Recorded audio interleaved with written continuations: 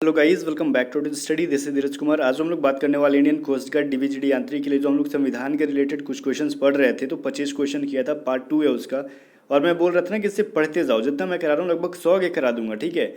अगर पॉलिटी से आना हुआ तो आपको यहीं से आएगा, ठीक है, क्योंकि ये जो इंपॉर्टेंट क्वेश्चंस है आपके लक खराब हुए तो ही इससे बाहर जा सकता है, बट 99.9% चांसेस है कि यहीं से पूछा जाएगा, ठीक है। बट इसको कंटिन्यू करने से एक इंपॉर्टेंट बात मैं आपको पहले बता दूँ कि एक बार ब्रीफ में मैं समझा दूं कि इस पीडीएफ को अगर आपने अभी तक बाई नहीं किया तो भी एग्जाम में 4-5 दिन टाइम है इस सेक्शन 1 के लिए आपके। ये बाई कर लो, चाहे जीडीडीवी यांत्रिक का कोई भी एग्जाम दे रहे हो, सेक्शन 1 के लिए बहुत इंपॉर्टेंट पीडीएफ है गाइस, जो कि हम लोगों ने बनाया है। इसमें से लगभग सारे सब्जेक्ट है, ठीक है, जैसे कि आपके एग्जाम में पूछे जाते हैं ना, वैसे 600 क्वेश्चन। और इस पीडीएफ को अगर आपको बाई करना है तो या तो डिस्क्रिप्शन में लिंक है, वहाँ से डाउनलोड कर लो, या फिर डिस्क्रिप्शन में एक व्हाट्सअप नंबर है 7279047787। इस व्हाट्सअप नंबर पे कांटेक्ट कर लो 7279047787 पे, ताकि वहाँ से आपको मेरे स्टाफ जो हैं वहाँ से आपको हर चीज़ बता देंगे पीडीएफ को कैसे बाई करना है। और इसको बाई करने से पहले एक चीज़ बता दूँ, यहाँ पे इसकी लैंग्वेज जो हिंदी इंग्लिश दोनों लैंग्वेज में, इसमें 50 रुपीज़ चार्ज यहाँ पे हम लोग कर रहे हैं, ज़्यादा नहीं, जस्ट 50 रुपीज़, ताकि सारे बच्चे बाई कर सके, ठीक है। और एग्जाम से पहले इसको बना के जाना, बस मैं इतना ही बोलूँगा, बाकी आप समझ लो कितना इंपॉर्टेंट पीडीएफ है ये। बाकी देखो यहाँ पे हम लोग 25 तक कर लिए थे। 26 नंबर क्वेश्चन देखो, कह रहा है भारतीय संविधान के अनुसार संघ की जो है ना कार्यपालिका शक्ति किसमें निहित होती है। तो गाइस देखो, संघ की जो भी चीज़ें होंगी हमने कल ही पढ़ा था, वो राष्ट्रपति के अंदर शक्ति निहित होती है, तो यहाँ पर भी राष्ट्रपति ही होंगे, ठीक है। तो भारत में भारत संघ की जो है सारी शक्तियाँ किसके अंदर निहित है, तो राष्ट्रपति के अंदर ना। तो चलो ठीक है, प्रेसिडेंट के अंदर होती है। एग्जाम में आपको पूछे जाएंगे, याद रखना। उपराष्ट्रपति के निर्वाचन मंडल में शामिल होते हैं। अभी देखो, कल हम लोगों ने क्या पढ़ा था, राष्ट्रपति के निर्वाचन मंडल में कौन शामिल होते हैं, ठीक है। और आज हम लोग पढ़ रहे हैं उपराष्ट्रपति की। तो पहले राष्ट्रपति के बारे में अगर फिर से याद दिला दूं, तो राष्ट्रपति के निर्वाचन मंडल में संसद के दोनों सदन में जो निर्वाचित सदस्य होते हैं वो, और राज्य के विधानसभा में जो निर्वाचित सदस्य होते हैं वो लोग शामिल होते हैं। और वहीं पे आपसे पूछा जाए कि उपराष्ट्रपति में कौन कौन शामिल होते हैं, तो भाई तो राज्यसभा और लोकसभा के सदस्य शामिल होते हैं, ठीक है। तो ये चीज़ याद रखना, एग्जाम के लिए इंपॉर्टेंट है। अब देखो, राष्ट्रपति राज्यसभा में कितने सदस्यों को मनोनीत करता है। तो राष्ट्रपति राज्यसभा में देखो, राज्यसभा के अंदर टोटल कितने सदस्य होते हैं ये आपको जानना जरूरी है। तो ये होते हैं 250, ठीक है। अब इसमें से 238 जो होते हैं वो राज्यों प्लस में केंद्र शासित प्रदेशों के होते हैं, ठीक है। और जो 12 सदस्य होते हैं वो राष्ट्रपति द्वारा मनोनीत किए जाते हैं। तो ये इंपॉर्टेंट सवाल है, याद रखना। आगे देखो, कह रहा है क्या अपना कि भारतीय संसद के ऊपरी सदन को क्या कहा जाता है। देखो, मोस्ट इंपॉर्टेंट क्वेश्चन, भारतीय संसद के दो सदन माना जाता है, राज्यसभा लोकसभा। देखो, राज्यसभा को अपर हाउस कहते हैं, ध्यान से सुनना, राज्यसभा को ऊपरी हाउस या फिर मैं फिर से बोल रहा हूँ, ऊपरी सदन या फिर अपर हाउस कहते हैं, ठीक है। ये दोनों एक जैसे लगते हैं, बोलने में कन्फ्यूजन होता है। वहीं पे लोकसभा को हम लोग क्या कहते हैं, निचला सदन या फिर लोअर हाउस। तो ये चीज़ याद रखना, राज्यसभा बोले तो ऊपरी सदन या फिर अपर हाउस, लोकसभा बोले तो हिंदी में निचली हाउस या फिर इंग्लिश में बोले तो लोअर हाउस, ठीक है।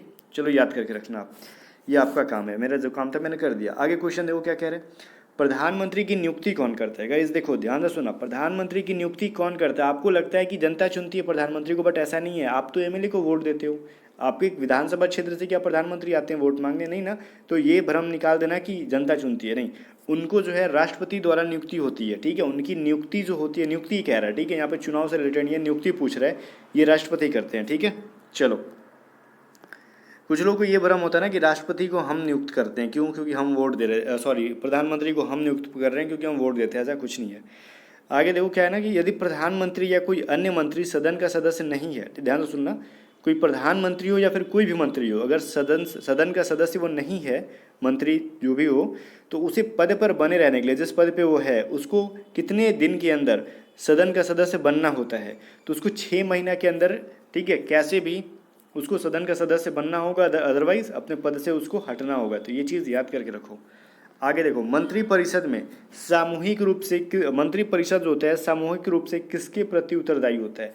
तो मंत्रिपरिषद लोकसभा के प्रति क्या होता है, उत्तरदायी होता है, ठीक है। और लोकसभा में अधिकतम सदस्यों की संख्या कितनी होती है, ये चीज़ बताओ, सवाल इंपॉर्टेंट है, ठीक है। तो लोकसभा के अंदर 552 होते हैं, ठीक है, 530, ओके, 20 प्लस में आपका हो जाएगा, यहाँ पे कुछ मैंने मिस्टेक कर दिया, ठीक है। 552 को किस तरीके से किया गया, देखो 530 20 + 2, ठीक है, इस तरीके से बांटा गया है।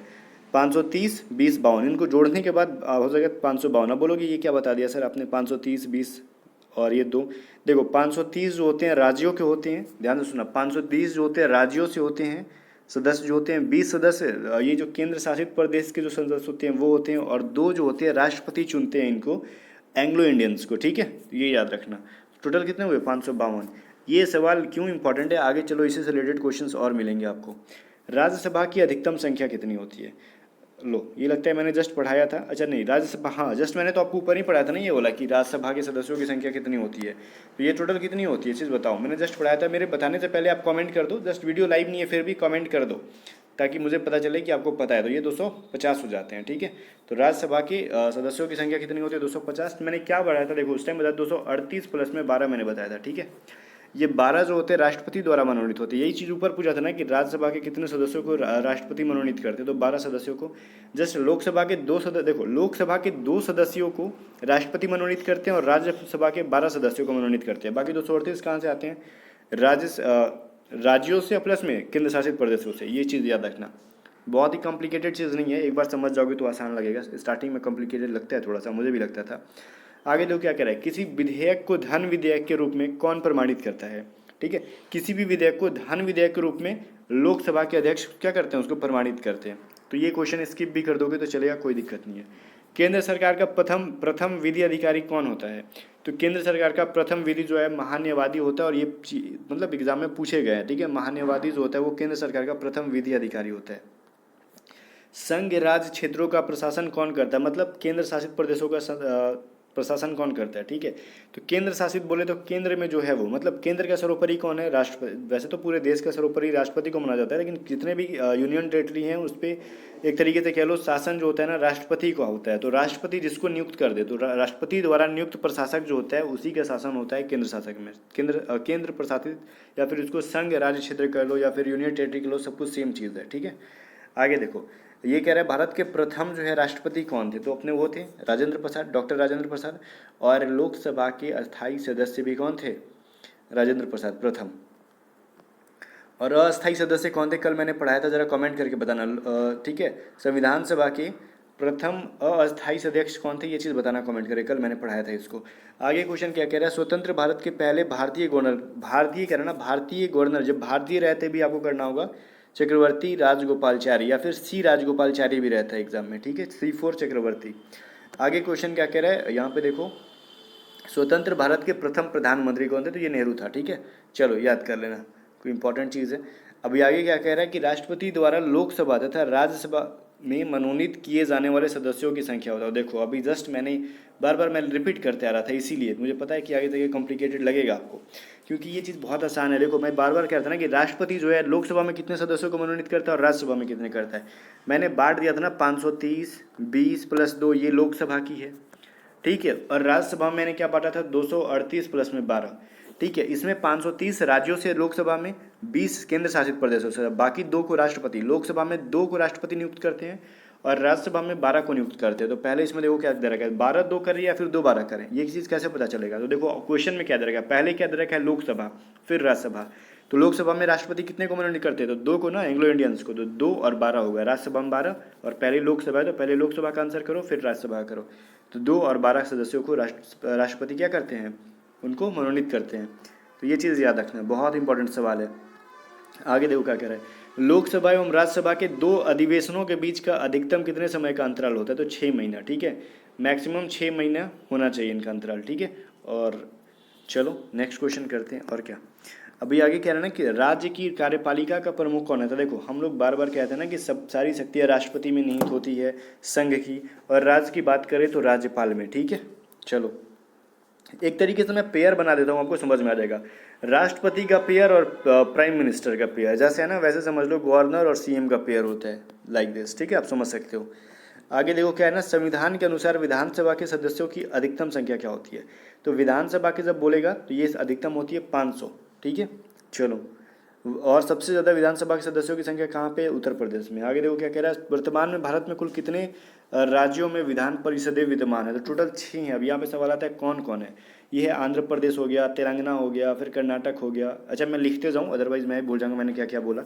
आंध्र प्रदेश हो गया, ठीक है, कर्नाटका हो गया आपका, महाराष्ट्र हो गया, बिहार भी है अपना, इसके अलावा आपका हो जाएगा, मैंने तेलंगाना बोल दिया, उतना ही बोला, उत्तर प्रदेश हो गया, तेलंगाना हो जाएगा, ठीक है। अब 3 हो गए, 6 हो गए आपके। तेलंगाना हो गया, बिहार हो गया, उत्तर प्रदेश हो गया, आंध्र प्रदेश और कर्नाटका और महाराष्ट्र। नोट कर लो इसको, ठीक है। मैंने तो सही से नहीं लिखा, बट मैंने अपने समझने के लिए लिखा, आप सुन सुन के लिख लो इसको, ठीक है, कॉपी पे।